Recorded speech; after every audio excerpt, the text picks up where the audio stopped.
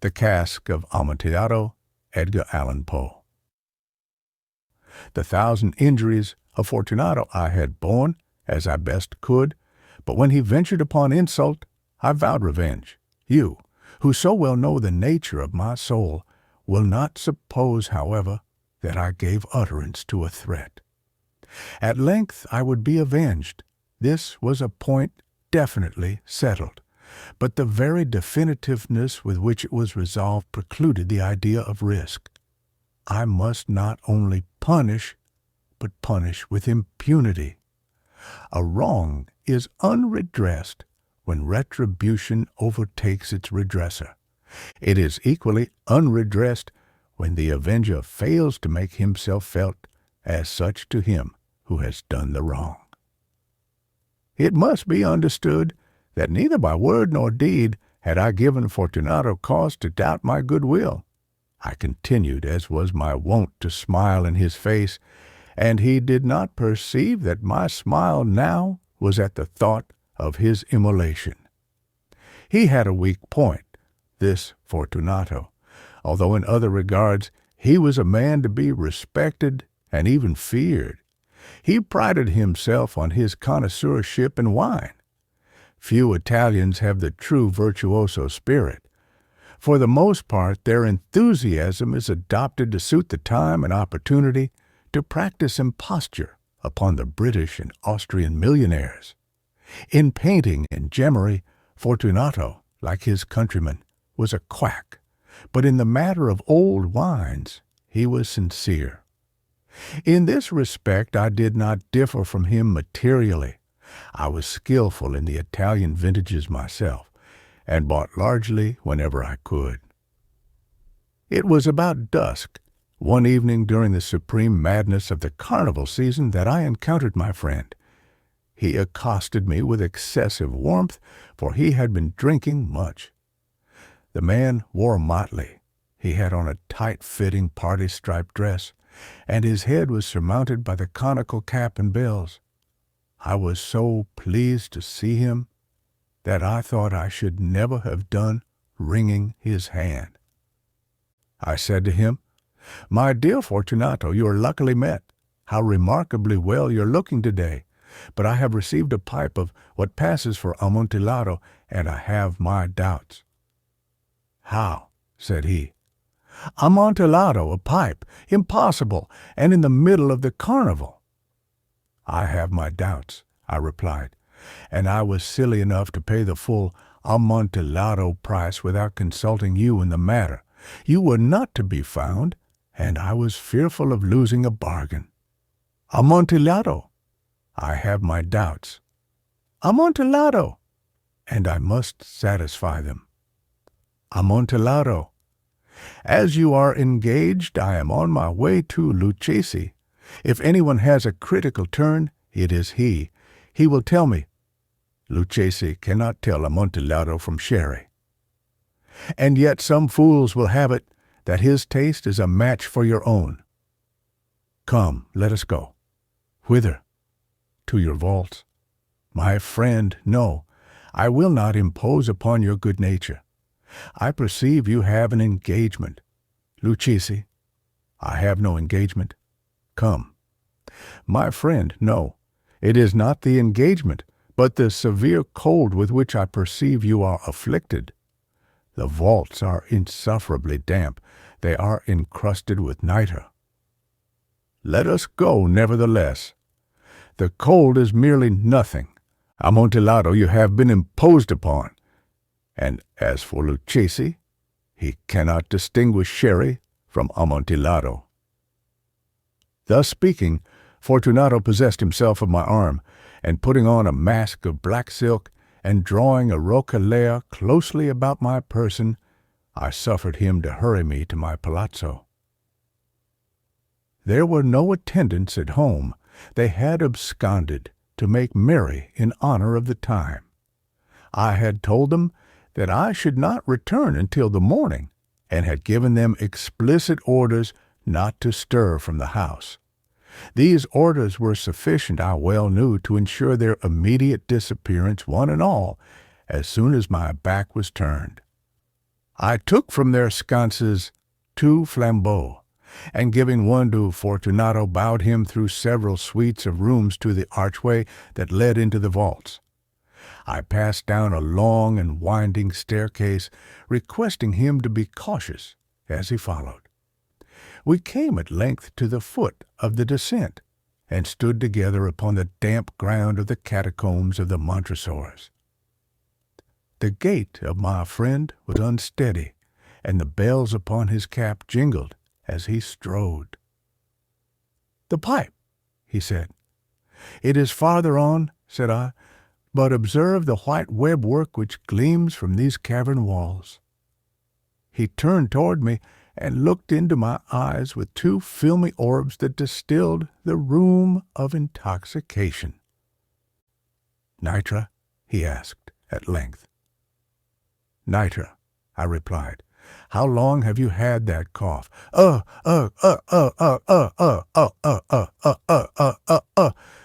My poor friend found it impossible to reply for many minutes. "It is nothing," he said at last. "Come," I said with decision, "we will go back. Your health is precious. You are rich, respected, admired, beloved. You are happy as once I was. You are a man to be missed. For me it is no matter. We will go back. You will be ill, and I cannot be responsible. Besides, there is Lucchesi." "Enough," he said. "The cough's a mere nothing. It will not kill me. I shall not die of a cough." "True, true," I replied, "and, indeed, I had no intention of alarming you unnecessarily, but you should use all proper caution. A draught of this Medoc will defend us from the damps." Here I knocked off the neck of a bottle which I drew from a long row of its fellows that lay upon the mould. "Drink," I said, presenting him the wine. He raised it to his lips with a leer. He paused and nodded to me familiarly, while his bells jingled. "I drink," he said, "to the buried that repose around us." "And I, to your long life." He again took my arm, and we proceeded. "These vaults," he said, "are extensive."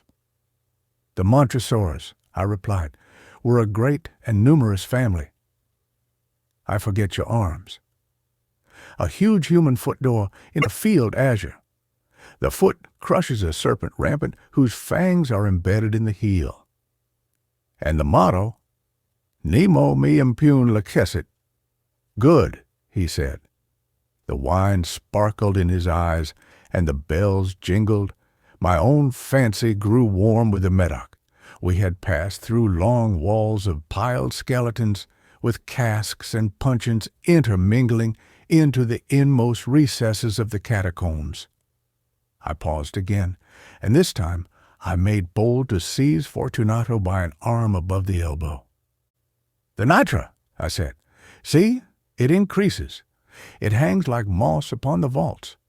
We are below the river's bed. The drops of moisture trickle among the bones. Come, we will go back ere it is too late. Your cough—" "It is nothing," he said. "Let us go on. But first another draught of the Medoc." I broke and reached him a flagon of de Grave. He emptied it at a breath.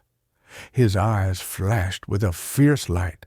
He laughed and threw the bottle upwards with a gesticulation I did not understand. I looked at him in surprise. He repeated the movement, a grotesque one. "You do not comprehend," he said. "Not I," I replied. "Then you are not of the Brotherhood?" "How?" "You are not of the Masons?" "Yes, yes," I said. "Yes, yes." "You? Impossible! A Mason!" "A Mason," I replied. "A sign," he said. "A sign." "It is this," I answered, producing a trowel from beneath the folds of my roquelaire. "You jest," he exclaimed, recoiling a few paces. "But let us proceed to the Amontillado." "Be it so," I said, replacing the tool beneath the cloak, and again offering him my arm. He leaned upon it heavily. We continued our route in search of the Amontillado, We passed through a range of low arches, descended, passed on, and descending again, arrived at a deep crypt in which the foulness of the air caused our flambeau rather to glow than flame. At the most remote end of the crypt there appeared another, less spacious. Its walls had been lined with human remains, piled to the vault overhead, in the fashion of the great catacombs of Paris. 3 sides of this interior crypt were still ornamented in this manner. From the 4th side the bones had been thrown down and lay promiscuously upon the earth, forming at one point a mound of some size. Within the wall, thus exposed by the displacing of the bones, we perceived a still interior crypt, or recess, in depth about 4 feet, in width 3, in height 6 or 7. It seemed to have been constructed for no especial use within itself, but formed merely the interval between 2 of the colossal supports of the roof of the catacombs, and was backed by one of their circumscribing walls of solid granite. It was in vain that Fortunato, uplifting his dull torch, endeavored to pry into the depth of the recess. Its termination, the feeble light, did not enable us to see. "Proceed," I said. "Herein is the Amontillado. As for Lucchesi—" "He is an ignoramus," interrupted my friend, as he stepped unsteadily forward, while I followed immediately at his heels. In niche, and finding an instant he had reached the extremity of the niche, and finding his progress arrested by the rock, stood stupidly bewildered. A moment more, and I had fettered him to the granite. In its surface were 2 iron staples, distant from each other about 2 feet horizontally. From one of these depended a short chain, from the other a padlock. Throwing the links about his waist, it was but the work of a few seconds to secure it. He was too much astounded to resist. Withdrawing the key, I stepped back from the recess. "Pass your hand," I said, "over the wall. You cannot help feeling the nitre. Indeed, it is very damp. Once more let me implore you to return. No? Then I must positively leave you, but I must first render you all the little attentions in my power." "The Amontillado!" ejaculated my friend, not yet recovered from his astonishment. "True," I replied, "the Amontillado." As I said these words, I busied myself among the pile of bones of which I have before spoken. Throwing them aside, I soon uncovered a quantity of building stone and mortar. With these materials, and with the aid of my trowel, I began vigorously to wall up the entrance of the niche. I had scarcely laid the first tier of the masonry when I discovered that the intoxication of Fortunato had in a great measure worn off.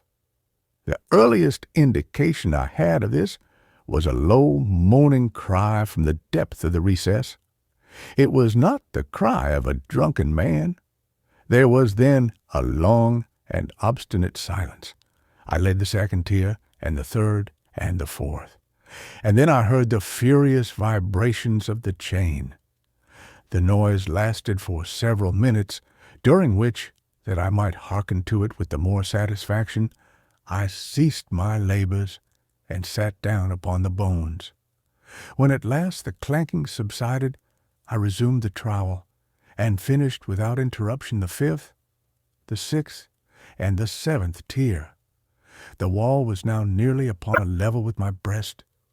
I again paused, and holding the flambeau over the mason-work, threw a few feeble rays upon the figure within.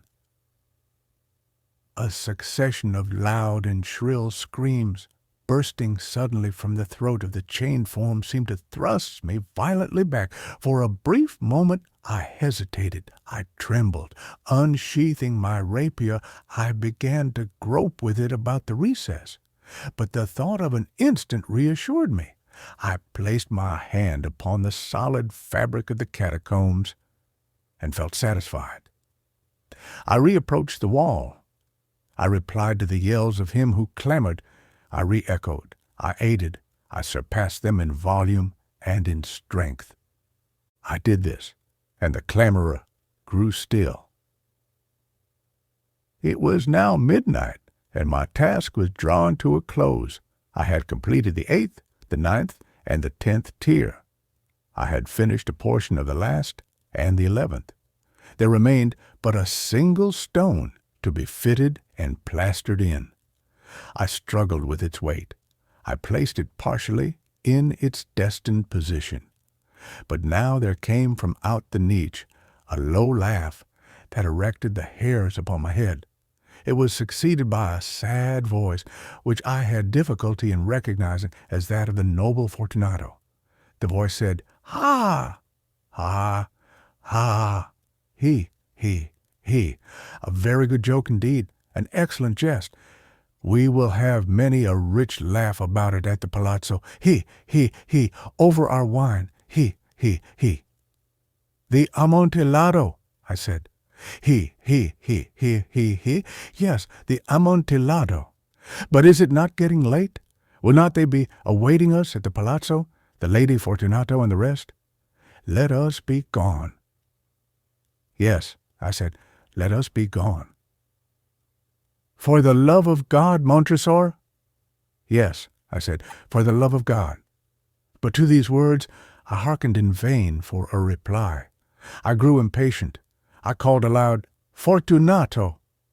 No answer. I called again, "Fortunato!" No answer still. I thrust a torch through the remaining aperture and let it fall within. There came forth in return only a jingling of the bells. My heart grew sick. It was the dampness of the catacombs that made it so. I hastened to make an end of my labor. I forced the last stone into its position. I plastered it up. Against the new masonry, I re-erected the old rampart of bones. For the half of a century, no mortal has disturbed them. In pace requiescat,